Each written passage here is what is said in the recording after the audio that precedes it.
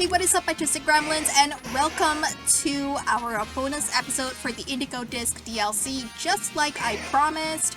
Now, I'm saving the best girl Perrin for last, so we are finally going to complete whatever she has for us. In the meantime, in my off time, I tried to complete the Pokedex as much as I could, and I went to evolve all of the shiny Pokemon that I caught, as well as just catch some additional Pokemon for the Pokedex. So let's quickly roll the clips now.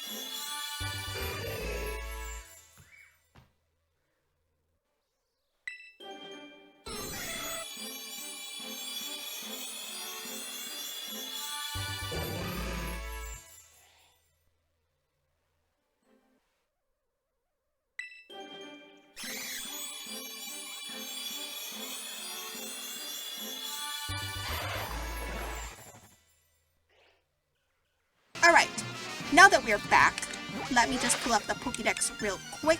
So we have caught and battled 238 Pokemon. I believe there are 240 total for the Blueberry Pokedex, and the last two Pokemon are going to be evolved in Parent's Quest, which is why we're here. So without further ado, let's just get right into it. Just like that. Perfect. Hey Growlithe! Long time no see, buddy! Hey, wait a minute. Don't I know you from somewhere? That's right, my old partner. How are you, partner? I mean, Lucid? Perrin! That's right, good old Perrin is still kicking around. You're doing well yourself, eh? I sure appreciated all the help you gave me back in Kitakami tracking down the Blood Moon Beast. I never thought I'd just bump into you like this. How about I teach you a new pose to celebrate? Looking good emote. Okay, thank you. Oh, but what about the Growlithe I entrusted to you? Is he doing alright? Yeah, about that Perrin. He's taking a break. In my boxes. I hope you put him on your team sometimes and do a bit of adventuring together. Aw, and the other Growlithe's just like, alright, my job here is done. I'm done looking cute and adorable. I'm just gonna go to bed now. So you're here as some sort of exchange student, huh? Nice. What a coincidence. I just started working here. As a photographer, of course. Just what I expect. Hehe, that's typical me, eh? Though I'm still sort of waiting to hear if the school likes my work, to be fair. They say they want snapshots of the terrarium and the students and all for upcoming marketing stuff, so how about some photos of you? Speaking of photos, I've got a hot tip I could let you in on. But if I told you, I bet you just go running right off. She knows us like the back of our hand. Okay, how about this? I'll snap some candid shots of you catching tons of Pokemon in the terrarium. Don't worry, you won't even notice I'm nearby, because I'm a pro stalker just like that. If I make enough headway in my work by the time you register, say, 200 Pokemon in the Blueberry Pokedex, I'll share that hot tip. Well, guess what, Perrin? I came prepared this time. See, I had a feeling, because when we saw her in Kitakami, the requirements for the Blood Moon Beast quest, you needed to catch a certain number of Pokemon for the Pokedex. But in Kitakami, you had like almost half, at least if you were diligent, in completing the Pokedex in the base game. in the teal mask, you would have like over half of the Pokedex completed, so there wasn't a lot of Pokemon that you needed to catch to complete your quest. But here in the blueberry Pokedex, you would have to put in some work. And work did I put in. I'm ready. I am fully prepared this time. Oh. Okay. I thought you would have some extra dialogue, because like Excuse me? Excuse me, Scyther. What was that for? You know what? Just for that. Just for that. Yeah, that's what you get for messing with me and interrupting me when I'm trying to talk to Best Girl Parrot.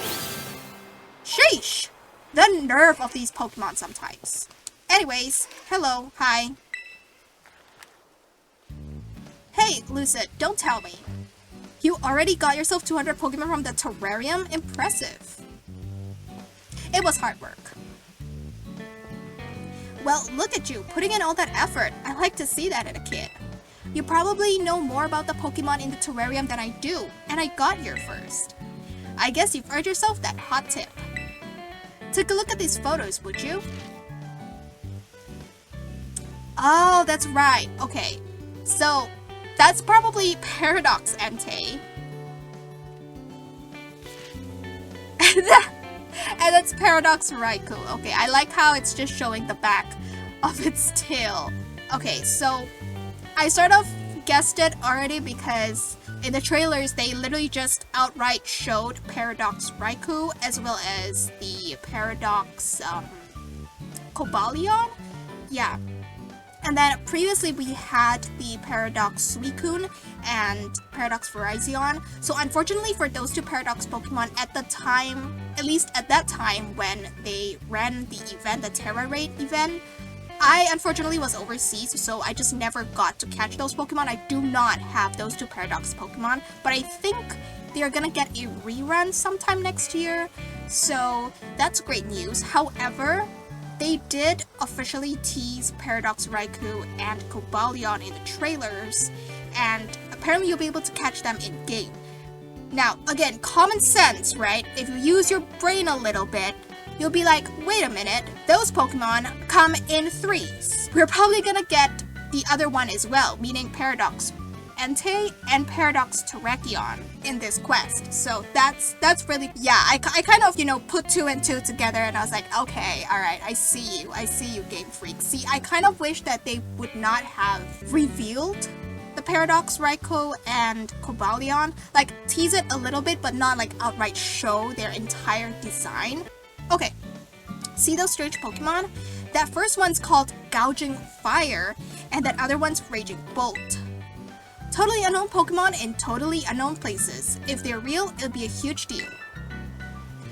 How did you even get those pictures in the first place? Because like Area 0 is technically off limits to everyone, like even people from the Paldean League, like they have to get permission and everything in order to go down. So how the heck did Perrin even get these images from? Apparently these places are in Paldea. Do you have any idea where, Lucid? I do. Wow, are they famous spots? I want to visit them. Of course, you know how it is these days, right? These photos could totally be fakes. But if you want to know for sure, maybe you could go try to search these Pokemon out. I can show you the photos again anytime you like, just give me a shout, okay? And find me something good, Lucid. I've got faith in your survey skills. Aw, shucks, okay. I mean, we were just there, but I guess we're going there again. And it does make a lot of sense that the Paradox Pokemon would be in Area 0, because that's the only place that you can find them. And the Blood Moon Beast is not a Paradox Pokemon, that's why it was just randomly in the wild in Kitakami.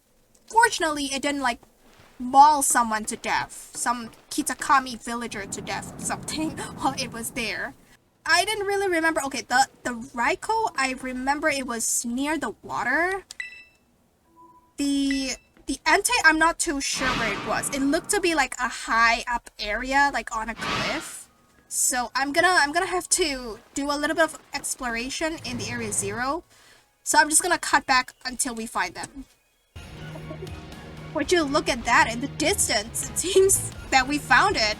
I was actually just flying around these areas because I think you can get to these higher up areas just naturally in the main game, but you gotta climb with Koraidon. But now, because we have unlocked just flying in general and can actually elevate yourself when you're flying, it just made it so much easier to explore these areas. And like, as you can see, there are new items that spawn, or new items that I've never even gotten before.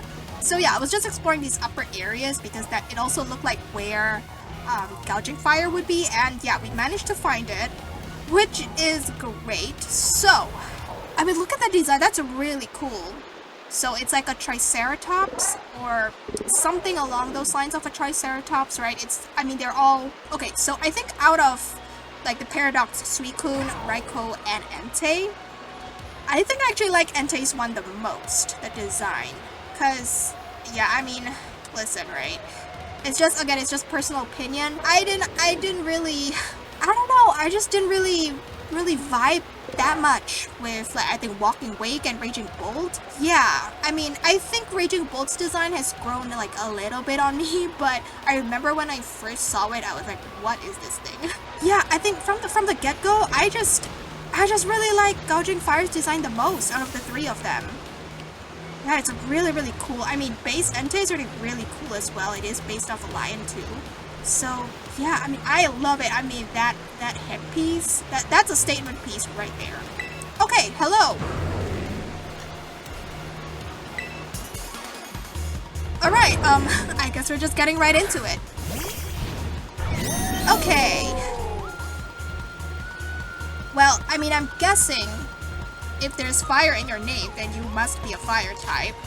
I don't know what the catch rates are, because in the raid dance, the catch rates are like 100% regardless of what ball you use. So you know what? Just to make life easier, just to make things go much faster, we're just gonna throw a quick Master Ball. Okay, we have 5 of these. All right, I can use it on one of these Paradox Pokemon. Okay, or 2 at that.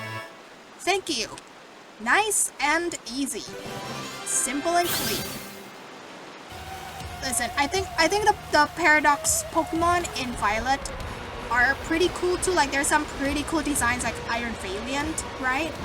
But I honestly, just my opinion, but I wish that they would have, or at least Game Freak would have had more creativity when thinking of the Paradox Pokemon for the Violet versions. Instead of making all of them robots, like, there's some cool robot designs, like I said, but instead of all of them, like, we could have, again, you can use your imagination, right? The futuristic theme is very broad. It doesn't just have to be robots specifically, you know? So I kind of wish we would have gotten, like, different designs for the Violet Paradox Pokemon, but I mean, again, it is what it is, right? Like, there's no point in me...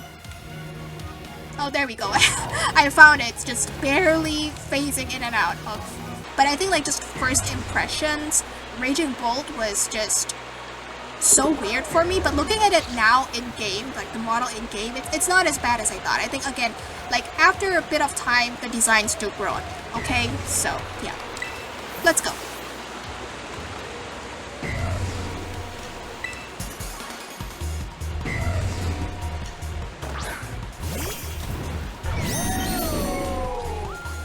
Oh great, you're being a little bit dramatic here, alright? The water is like ankle deep, okay? You're not even a fire type, why do you need to stand on a floaty? Anyway, Master Ball, go.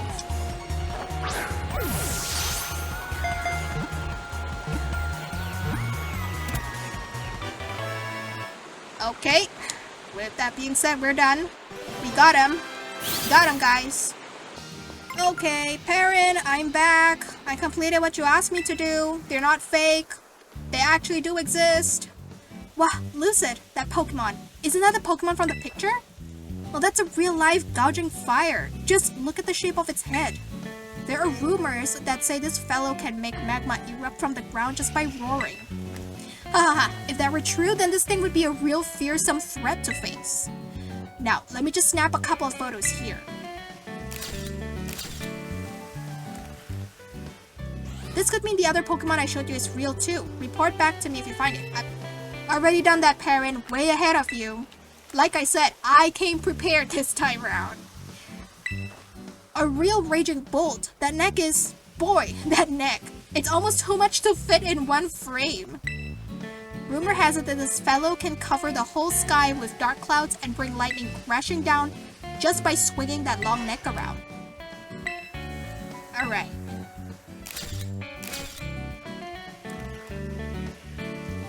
Wow, you actually went and found them both. I can't even be surprised. That's just like you, Lucid. Between you and me, I was having a hard time focusing on my own work. I couldn't keep my mind off these photos. You saved me. I know I didn't promise any rewards or anything, but I've got to thank you for putting the mystery to rest. Here you go. This prize is a real catch.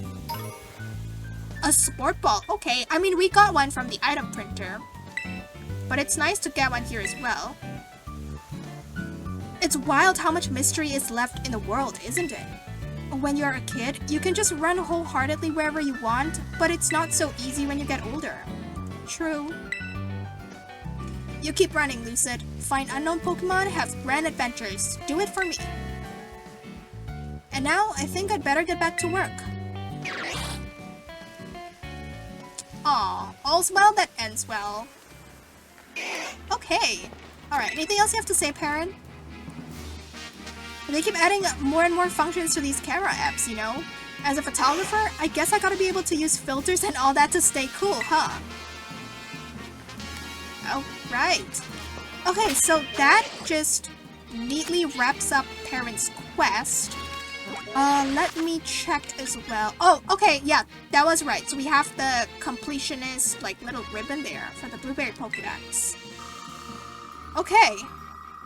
Oh, it's just gonna do this automatically for us, because I held off on claiming any of these rewards. So yeah, okay. Ability capsule. I have a lot of those from just doing Terra Raid dance. Upgrade, okay. Dubious disc. I mean, you've already seen the clips, like we've already got our Porygon Z. Porygon 2 and Porygon Z. Yeah, we've gotten all the trait evolutions, so yeah, way ahead of you. I mean, we got these from the item printer, so... And another love ball, cool, because we used our one on Darjeeling. Definitely worth it. Got Protector, okay. Moonball, alright, I'll take another Moonball. Metal, okay, Metal Alloy, so you get one as well from doing the Pokedex. But again, we got ours from the item printer. That's just how amazing that is. Dream Ball, that's amazing. Gold Bottle Cap, alright. Beast Ball, okay. Ability Patch, okay, so these are some really nice rewards. Really good incentive for completing your Pokedex. And a Master Ball. Another Master Ball. So at the end of the day, we literally only just use one Master Ball. Because we get one for free right now. Oh my gosh. Alright. Okay, so we have to see Director Cyrano. Alright, perfect. Alright, Director Cyrano. What do you have to say to us? Hey there, Lucid. It looks like you've caught 240 species of Pokemon in the terrarium. Hold on, does that mean you filled in the entire thing? Yes it does. You've completed the Blueberry Pokedex. Congratulations! We should have all the data we need on the Pokemon living in the dome now, thanks to you. This is really impressive, you know. Not a single Blueberry Academy student has managed it yet. Okay. Here, you deserve a special something to celebrate. I'm pretty sure this counts as special. Mark Charm. Okay, we're getting all sorts of like new charms because we got like the catching charm or like some other charm when we completed the Kitakami Pokédex. Okay. Okay, so it's basically, I think marks are the titles, right? That's actually pretty cool. Yeah, because that's rare too, especially if you're trying to get like a shiny Pokemon with a title or a mark. Valley! Why, hello, Director Serrano. And hello to you too, Miss Lucid. Your studies are going well, I hope? I mean, no big deal, but I just completed the entire Blueberry Pokédex. I went down to Area 0 and caught Terrapagos. And I became the BB League champion, so yeah, they're going very well. Welcome, Valley. You're not going to believe what Lucid just accomplished.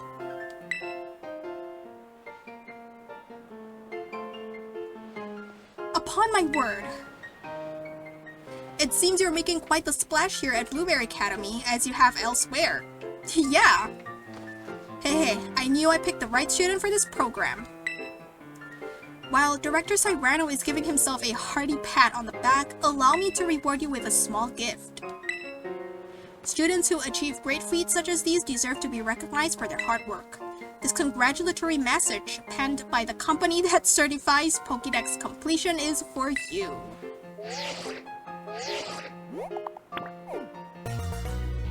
Nice! Okay, and we get Terrapagos as well. So for Kitakami it was Ogerpon, and now we get Terrapagos. Teal Mask and the Indigo Disc. Okay, that's really pretty. I like that. Yeah, and I believe Director Clavel is the one who also gives you like the diploma in the main game when you complete the Pokedex, so. I reconfigured your Pokedex app so that you may view your diploma there anytime you like. You haven't changed, have you, Belly? You've always been good at this sort of thing. Oh no, this really is nothing. Also, Director, once again I must insist that you address me properly in front of our students. I'm just glad your treasure hunt at my academy has been such a success, Lucid. I hope you keep spending quality time with all the Pokemon in the terrarium. Director Cyrano, I do appreciate your kind words and I hate to interrupt, but I would like you to confirm that you will no longer refer to me as Valley in front of... Oh, Director Cyrano, are you even listening to me? He's just too caught up in his own head. Okay, that's... Yeah. Hey there, anything else you want to say to me? Good morning there, you were certainly an early riser. Me, I just don't sleep all that long anymore. It's something that happens as you get older. And yeah, also another thing that I want to make note of, if I have not already, I know that Snacksworth is here, and yes, I know that he will give you like the legendary Pokemon snacks so that you can encounter them in the overworld, but I'm not going to do that because unfortunately the legendaries are shiny locked, and honestly, legendary catching is just a pain because at one point you are literally just spamming A to throw the Pokeball and hope that you get lucky. Like there's nothing really worth mentioning about it. If it wasn't shiny locked, perhaps. Oh no, not even perhaps. Like I would most definitely try shiny hunting legendaries if they were not shiny locked, but unfortunately they are. And also, just getting the snacks from Snacksworth, they're apparently a key item, so it's just gonna clutter up my key items pocket, and I don't want that, so we're not gonna talk to him ever. And if maybe in a future Pokemon game, if I somehow need any of these legendaries to complete the Pokedex, it's not usually the case, but you know, I mean, you never know. If I somehow need any of these legendary Pokemon in a future Pokemon game, for whatever reason, then yeah, maybe I will consider talking to him and getting the snack for said legendary. But until then, unfortunately, these shiny lock legendaries are just gonna remain in the limbo of reality and fiction in Paldea because we are not gonna claim any of them. Yeah, sorry Snacksworth, I appreciate the effort, I appreciate you being here, but we're just not gonna do that. Oh yeah, I remembered. So this right at the start of this playthrough, like when I mentioned, oh hey, this corridor over here reminds me of like that one underwater tube. Yeah, it's the marine tube in Unova. So I'm guessing, I mean, they already had the technology right from the start, right, to build the marine tube. So that was probably like a prototype, like a small little structure. So it's not a surprise to me that if they were able to build the marine tube like way back when in Black and White 2, that they will be able to utilize the same, I guess, technology and construction knowledge to build an entire academy and terrarium underwater.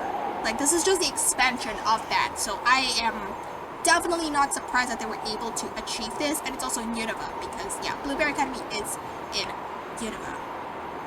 But, yeah, right now, because we have the ability to fly freely in the air with Koraidon, I was told that you can actually fly right up to the top of the terrarium dome where this huge disco ball is. and there are some pretty nifty rewards right at the top. I mean, this is definitely giving me like Genshin vibes, because this is something that you will see in Genshin, right? You climb right to the top of a structure, of like a mountain or a pyramid or whatever, right? And there is an Oculus there. Right? That is so Genshin. Like, Genshin players, you know what I'm talking about. You definitely explore. You go right to the top. Okay. So we got an ability patch. We got 50 stellar terra shards. Okay, so we can straight away, like, right off the get-go, if we want one of our Pokemon to become a stellar terra type, we can just do that. And a gold bottle cap. Okay, that's very good. So ability patch, stellar terra type, like 50, so you get one for free, and you get a gold bottle cap. This disco ball did not exist prior to the Teal Mask DLC, because the green fluid was a mixture of the soil from Paldea and from the water of the crystal pool that is in Kitakami. But then when we visited Kitakami ourselves, and when we went to the crystal pool in the story, right, that was also the first time that Briar ever visited the crystal pool, because I believe Carmine also like mentions this or something. So because of that, if she's never been to the crystal pool before, means that she's never been able to combine the soil and the water in order to get the original green fluid for the disco ball, which means that before that, the Pokemon in this terrarium would not have been able to terrestrialize. Does that make sense to you?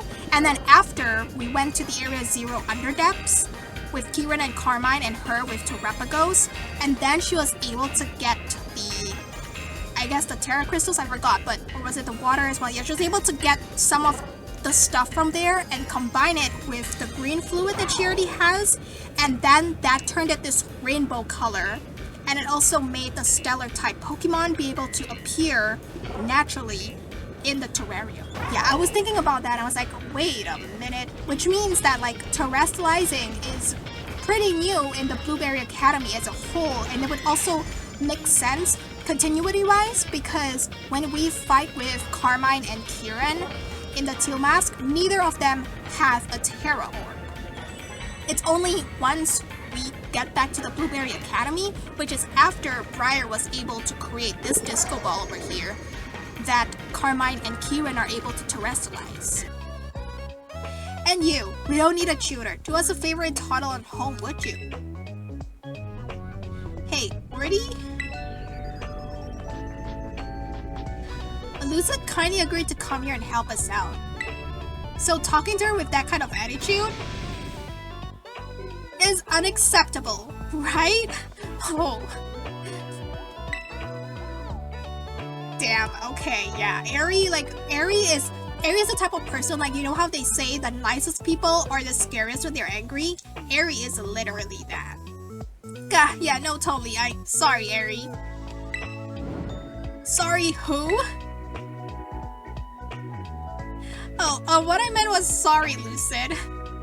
See, the protagonist in this book is the mom in a Mousehold family. Her name's Mama Mousehold. We're supposed to analyze why she calls Papa Mousehold terrible in this passage. Okay. Mama Mousehold's eyes glittered with tears. It was clear from the letter Papa Mousehold had left, she would never get to see him again. Toying with my feelings right to the end, you really are a terrible thing! Oh my gosh! Oh no!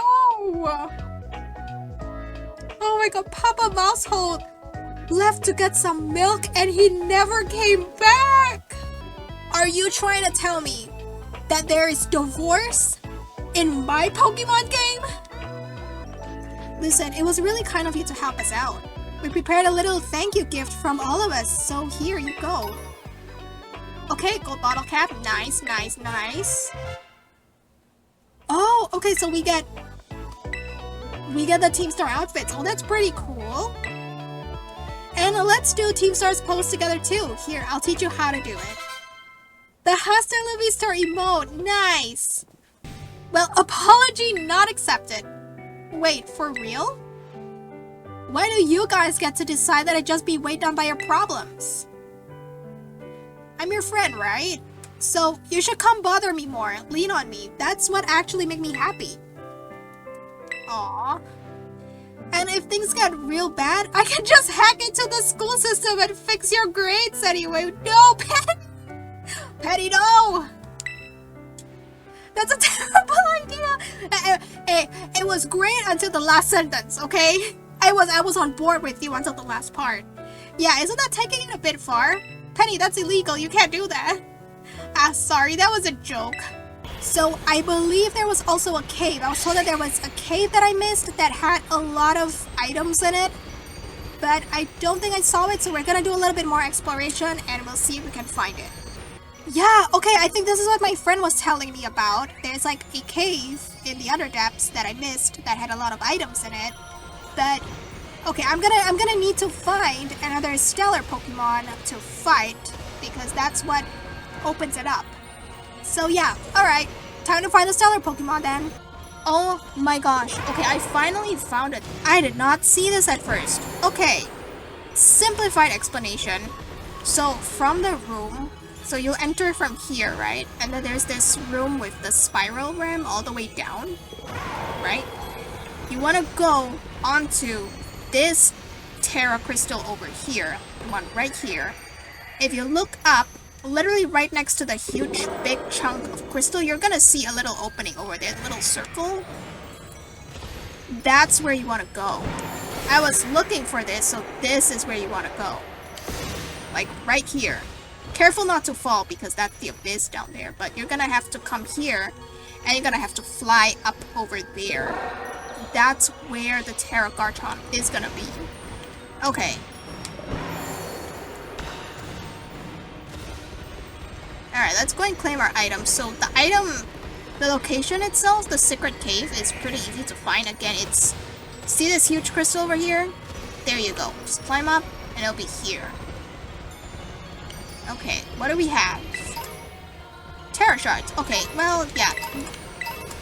Definitely expected. So I guess it's just a treasure trove of all the types of Terra Shards. Which is great, yeah. Wow. Okay, that's a lot. As we set down camp with our Indigo Disc teammates, I just want to give some of my closing thoughts. Yeah, okay, so first of all, regarding the rivals. Now, for Kieran and Carmine, I'm gonna be honest, when they were first officially announced by Game Freak, I honestly did not think too much about them. And I don't know, I think it was maybe because, you know, going off from Sword and Shield, like, let's be honest here, Clara and Avery, they have some really good designs, but they are just not as memorable as I would like them to be, which is such a shame because they had so much potential, and their lore, along with a lot of the characters in Sword and Shield, their lore, their backstory, just interesting information about them was hidden in their league cards, which not everyone will read. Yeah, I mean, I did not think that I would like Kieran and Carmine this much. I think the last time I liked characters this much was actually the siblings, Gladion and Lily from Sun and Moon. And I will die on this hill defending Sun and Moon and just Gen 7 in general because that's such an amazing generation. The story was amazing, the characters were great, the region itself is just really, really cool. We had like, yeah, I mean, especially Kieran, because he's a friendly rival who's also antagonistic, but the best part is he's also a tragic rival because Kieran goes or becomes the person that he is in the Indigo Disc. That is part of our fault. And it is all out of our control, because we as a player don't get a choice in it. Yeah, I mean, it makes it all the more tragic.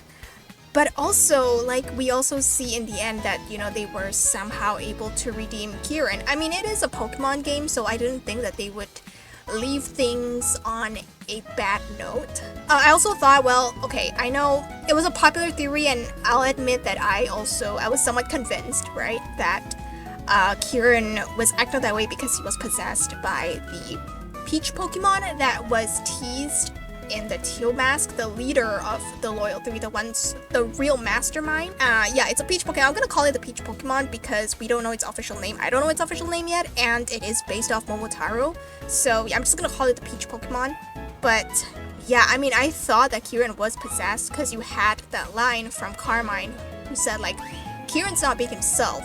And also, if you noticed, I did point this out, but if you noticed in the Teal Mask, the moment when Kieran punches the monument of the Loyal 3, if you go in like slow-mo and if you like pause it at the right second, you'll see that there's like this dark purplish aura that comes out from his hand when he punches it.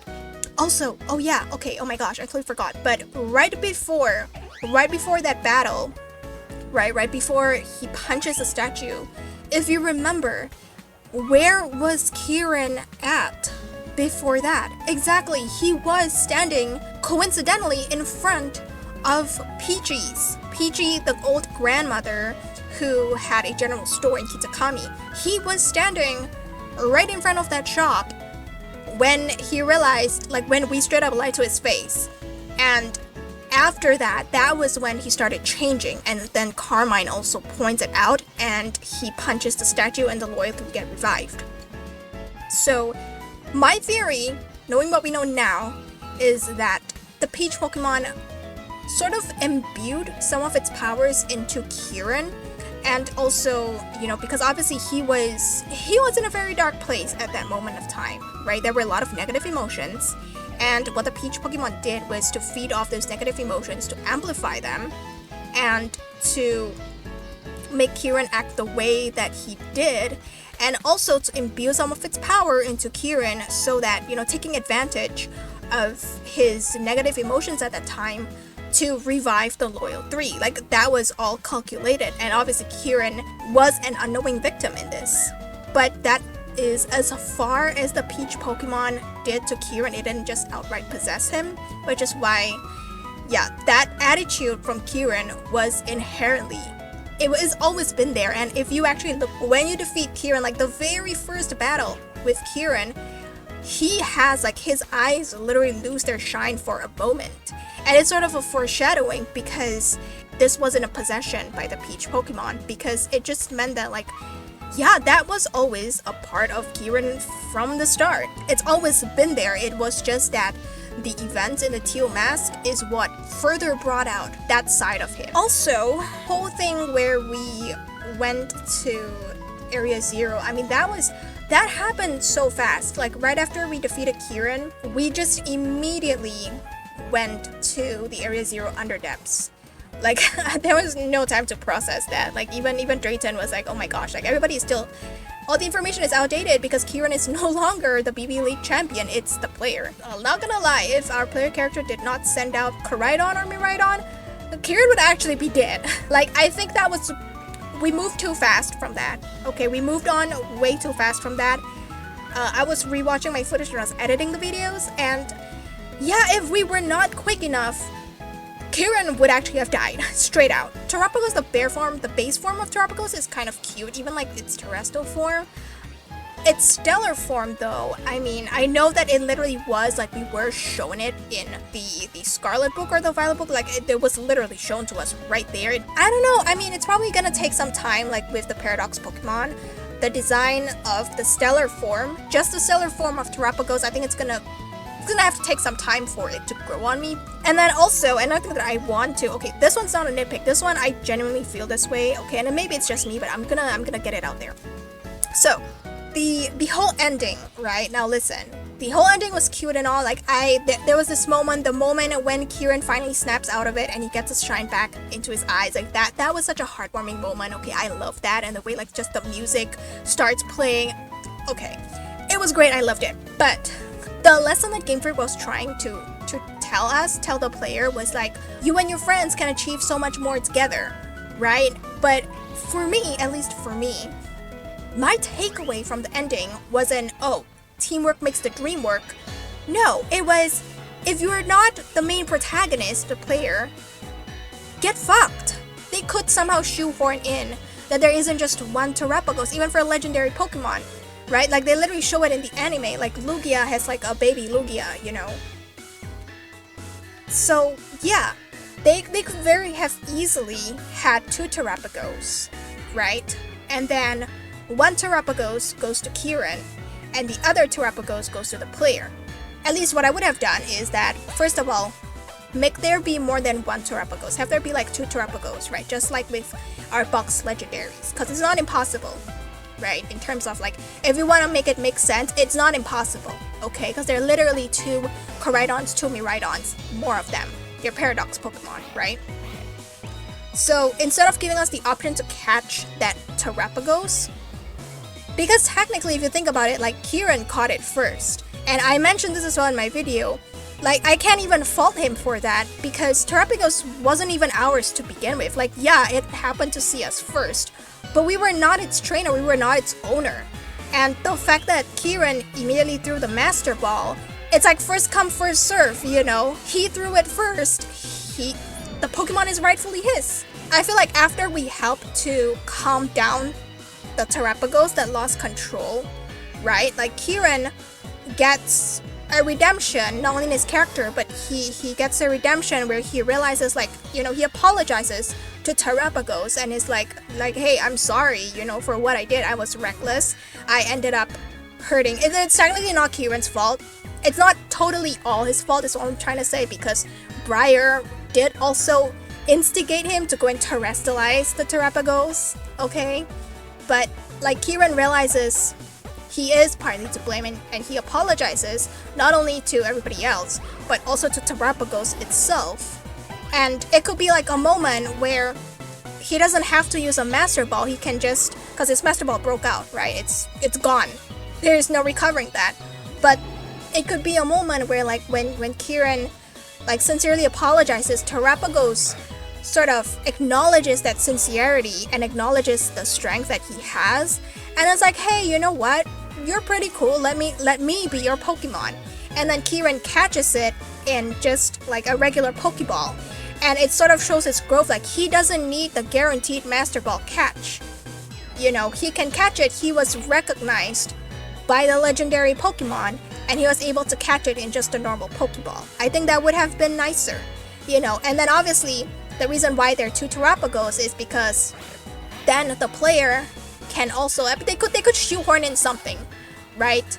Like I'm sure they could think of something to sort of fit it in, and then hey, you know, there's an extra Terrapagos there, right? Like Briar could be like, oh my gosh, I thought there was only one hidden treasure of Area 0, but no, I was able to find like another stone, and it's the same stone as Terrapagos, meaning that there's another one. So hey, you the player, you can go and catch that.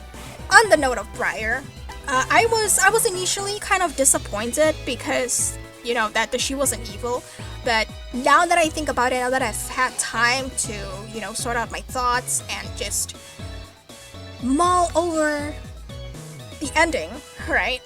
I'm actually not that disappointed anymore, and in fact, I actually like that Briar is not evil. She's just way too absorbed in her work. There were 2 students in the terrarium when I was exploring, and they were saying something along the lines of, oh, that's such a Miss Briar thing to do, you know, that's so her, haha, she's so quirky, you know what I mean? And yeah, it just further like established to me, like I actually like it that Briar is not evil. She's just that absorbed in her work, like she just ends up being quirky. Like, but I'm kind of sad that she didn't have any Pokemon, right? Like I thought she would at least have like just one Pokemon, you know, maybe a Bramblin. Like before the DLC came out, people were speculating, right, based on her design. I mean, just like her eyes and her hairstyle, she could have like her ace Pokemon, if she had any, would be like a Bramblin, right, or Brambleghast, basically that evolution line. Game Freak kind of wants to subvert our expectations, where the adult isn't always the bad guy, you know, because I know that they did that with Chairman Rose. Like, let's be honest, right, when Sword and Shield came out and we saw Chairman Rose, like the amount of times that I saw people commenting the moment they saw Chairman Rose that he's gonna be evil, and he did end up being the final villain. Yeah, that was very, very expected. That was very predictable, and I think what Game Freak wanted to do was sort of try a twist this time. It's such a shame, really. I mean, okay, speaking of shiny Pokemon, shiny hunting this time around in the Indigo Disc was so much better than the Teal Mask. Fortunately, in the Indigo Disc, it was not like that. I had a much better time. I mean, of course, there were times, especially in the water, as always, if you are doing like outbreaks in the water, it's just not a fun time. It's super duper laggy. But yeah, I mean, you're just gonna have to roll with it. Fortunately, I didn't have to do that too many times, but the times that I did, like, I could definitely feel it. However, other than that, it's great, it's good. I'm surprised. I'm really surprised that there are no, like, battle or fighting tournaments in the Blueberry Academy, considering that it is the battle-focused school. And you did, I know that you had, like, the Paldean tournament or something, as, like, sort of endgame content in the main game. Hopefully they include that in the epilogue, because another thing is that while you can visit Carmine's room, I noticed this as well, you never get the option to visit Kieran's room or any of the other BB League Elite Four members' rooms. And it's such a shame, because in the main game you could actually visit like Penny's room, Arvin's room, and Nemona's room, and it really shows their personality a lot, and you get like a cute little cutscene or story with them, you know, which I really like, because that just builds character. Fingers crossed, but I'm hoping that they include that after the epilogue, because again, I know we're coming back on January 11th to play through the epilogue, and yeah, I hope after that they will include this extra stuff. And yeah, you cannot even find Kieran anywhere in school, or Carmine for that matter. Like, you still see the BB League Elite 4 in the League Club room, but yeah, we don't see Carmine or Kieran anywhere. Hi, so Editor Lucid here. I was exploring around the academy as well, just to see if there's anything else, and I did find this very particular girl in the central terrarium, right? And so she has this note about Kieran where she says that he took some time off school, which makes sense that you won't be able to visit Kieran's room or even see him around school, and Carmine as well, because he's literally not in school. He decided to take some time off, which, hey, you know what, understandable after everything that he went through. Again, fingers crossed, but here's hoping that after the epilogue, he comes back to school and we're able to see him and Carmine and even visit his room. I am curious to see what it looks like. Lastly, I do want to talk about some of my hopes for the epilogue, because I don't know how long it's gonna be, but I do hope that it's like about as long as the Indigo Disc, right? I hope that Ogerpon and the Loyal 3 actually make an appearance in the epilogue, considering that we are probably going to be encountering the Peach Pokemon that was the leader of the Loyal 3. And if you think about it, it was the mastermind who incited the whole thing with Ogerpon stealing her mask and making the entire village hate her for so many generations. Yeah, so I really hope that Ogerpon does appear.